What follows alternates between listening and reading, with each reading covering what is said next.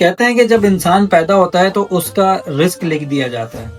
اللہ بھی یہی فرماتا ہے کہ ہم جسے چاہتے ہیں زیادہ دیتے ہیں، جسے چاہتے ہیں کم دیتے ہیں. پھر سوال یہ ہے کہ آج جو سب ڈگریاں لوگ کرتے ہیں یہ سوچ کے کہ ہم بہت سارا پیسہ کمائیں گے، تو اس کا اس سے کیا لنک ہے؟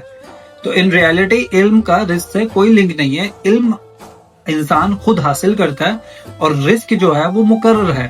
یہی وجہ ہے کہ آپ دیکھیں گے کہ بہت امیر لوگ، ان کا سکل سیٹ اتنا بڑا نہیں ہے، لیکن ان کے انڈر جو کام کر رہے ہیں، جو ان کے پے رول پہ کام کر رہے ہیں، ان کے سکل سیٹ بہت زیادہ ہے.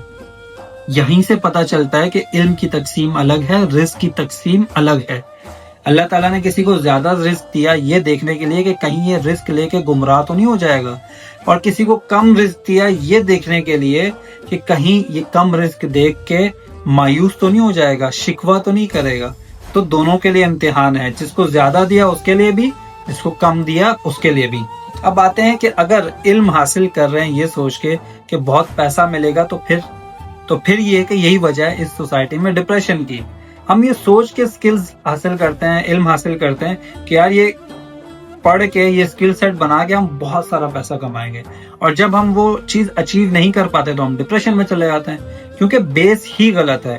تو جب بیس ہی کمزور ہے، بنیادیں ہی خراب ہیں، تو بلڈنگ کیا ہی کھڑی ہوگی اس کے اوپر. تو ان ریالٹی ہمیں بنیاد ٹھیک کرنے کی ضرورت ہے.